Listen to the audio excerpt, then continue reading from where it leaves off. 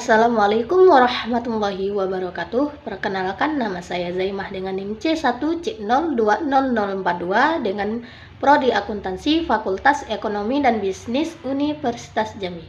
Di sini saya akan mempresentasikan materi tentang akuntansi keperlakuan yang ke-14 dengan judul Komunikasi Informasi Akuntan dengan dosen pengampu Dr. Wirmi Eka Putra, SE, MSI, CIQNR, CSRS.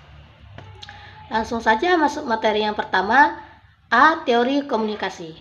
Para ahli menurut Gibson et al. 1995 mengatakan bahwa komunikasi berasal dari kata Latin atau communis yang berarti sama.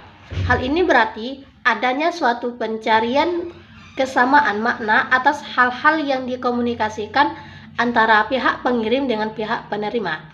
Dalam pengertian yang lebih luas, komunikasi adalah proses dengan nama informasi dipertukarkan antara dua atau lebih sistem yang ada dalam suatu lingkungan umum. Informasi pada umumnya diidentifikasikan sebagai materi atau energi berpola yang mengurangi ketidakpastian dalam perilaku masa depan dari sistem-sistem yang saling berintegrasi. B. Fungsi komunikasi. Komunikasi membantu perkembangan motivasi dalam menjelaskan kepada para karyawan yang seharusnya dilakukan, seberapa baik mereka bekerja dan apa yang dapat dikerjakan untuk memperbaiki kinerja di bawah standar. Bagi banyak karyawan, kelompok kerja merupakan sumber pertama untuk interaksi sosial. Komunikasi yang terjadi di dalam kelompok tersebut merupakan mekanisme fundamental dengan mana anggota-anggota menunjukkan kekecewaan dan rasa puas mereka. Fungsi lain yaitu untuk mempermudah pengambilan keputusan dan komunikasi memberikan informasi yang diperlukan oleh individu dan kelompok untuk mengambil keputusan dengan meneruskan data yang dapat digunakan untuk mengenai dan menilai alternatif pilihan. Selanjutnya, C. Model-model komunikasi. Model adalah penyajian abstrak dari beberapa aspek teori dan sistem klasifikasi yang memungkinkan seseorang untuk mengambil serta yang potensial menjadi relevan dari suatu proses. Model-model tersebut membantu menekankan batasan terhadap pertanyaan dan memberikan struktur bagi komponen-komponen dari proses tersebut. Model komunikasi yang pertama ada model Lasswell, yang kedua model Shannon-Weaver, yang ketiga model SMCR Berlow, yang keempat model Wesley-McLeay, yang kelima model pemusatan komunikasi, yang keenam satu model komunikasi. Selanjutnya, hal-hal mendasar dalam komunikasi. Untuk memperoleh pengetahuan yang cukup akan komunikasi dibutuhkan adanya suatu pemahaman atas beberapa konsep yang mendasar.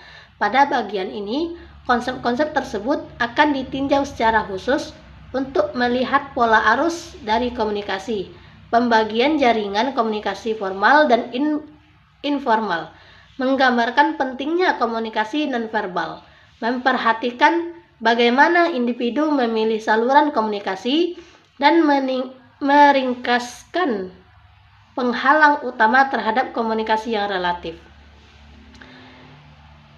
Jenis-jenis komunikasi dibagi menjadi 4 bagian. Yang pertama, arah komunikasi. Yang kedua, jaringan formal dan informal. Yang ketiga, komunikasi nonverbal. Yang keempat, penghalang komunikasi yang efektif. Yang E, variabel-variabel yang berpengaruh pada komunikasi akuntansi. Ini dibagi menjadi 6 bagian. Yang pertama ada sumber, yaitu sumber dibagi menjadi 2 bagian. Yang pertama, kredibilitas sumber. Secara umum diakui bahwa semakin kredibel sumber dari suatu pesan, semakin besar efektivitasnya.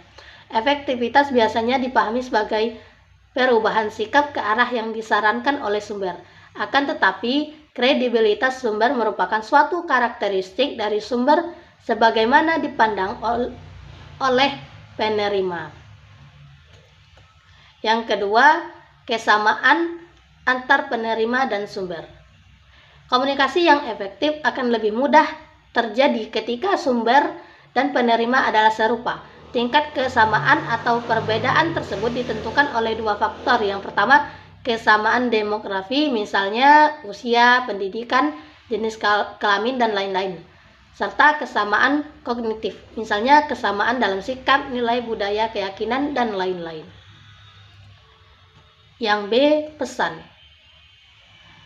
Perlu mengidentifikasikan 5 elemen pesan yang sebaiknya dipertimbangkan ketika menganalisis komunikasi. Yang pertama, isi. Yang kedua, organisasi atau struktur. Yang ketiga, kode. Yang keempat, perlakuan. Dan yang kelima, elemen-elemen pesan.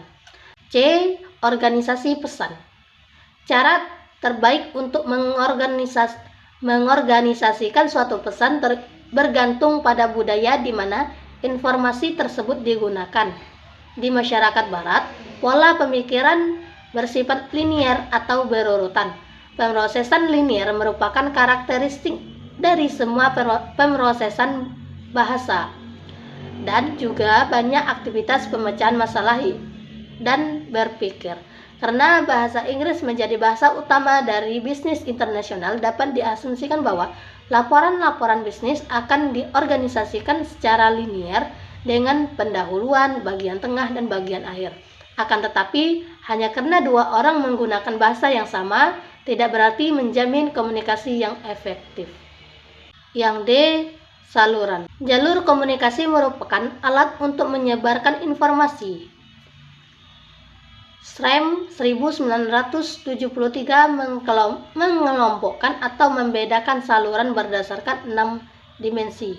Yang pertama, panca indera yang dipengaruhi. Yang kedua, peluang untuk umpan balik. Yang ketiga, besarnya kendali penerima. Yang keempat, jenis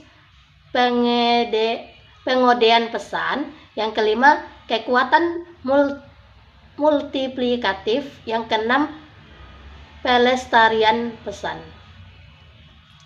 Yang E, penerima. Ketika menganalisis suatu situasi komunikasi, seseorang perlu mempertimbangkan faktor-faktor yang mengenai penerima seperti latar belakang demografis dan budaya, sikap sebelumnya, pengetahuan, pola perilaku, dan sistem atau lingkungan sosial di mana mereka akan menggunakan informasi tersebut.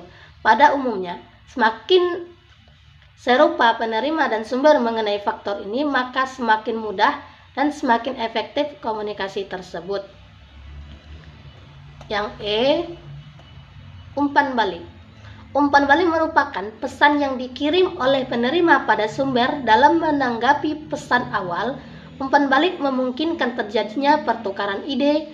Dengan demikian, tujuan komunikasi adalah pemahaman dan bukannya arus penyebaran informasi satu arah dari sumber kepada penerima. Umpan balik memastikan komunikasi yang efektif, yaitu pemahaman ide di antara individu dalam jaringan sosial atau organisasi formal. Kurangnya umpan balik adalah menyebabkan utama dari masalah efektivitas komunikasi. Yang F, masalah-masalah terbaru dalam komunikasi.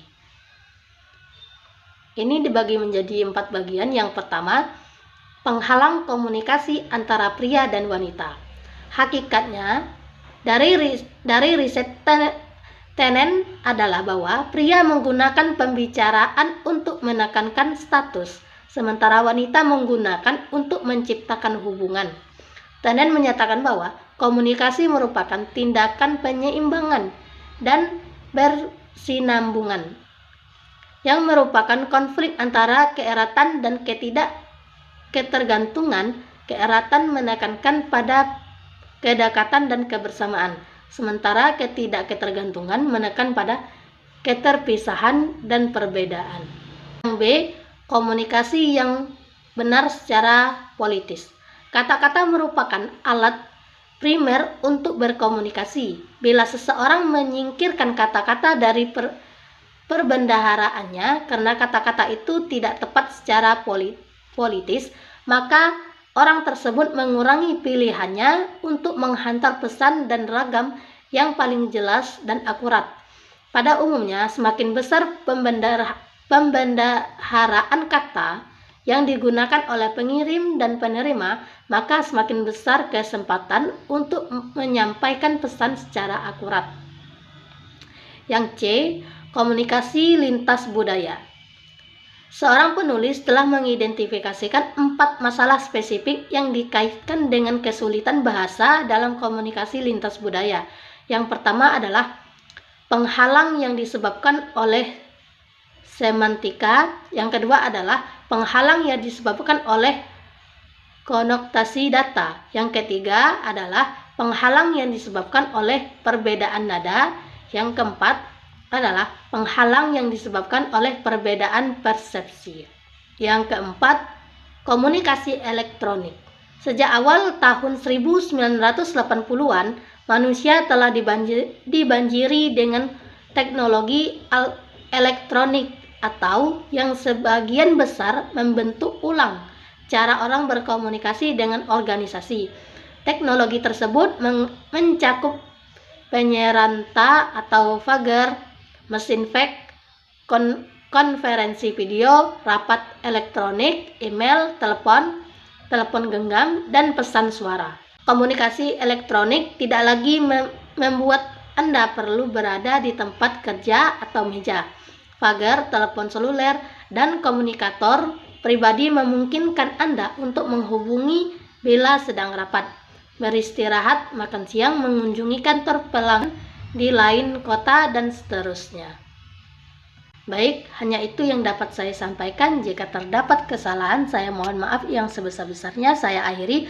Wassalamualaikum warahmatullahi wabarakatuh.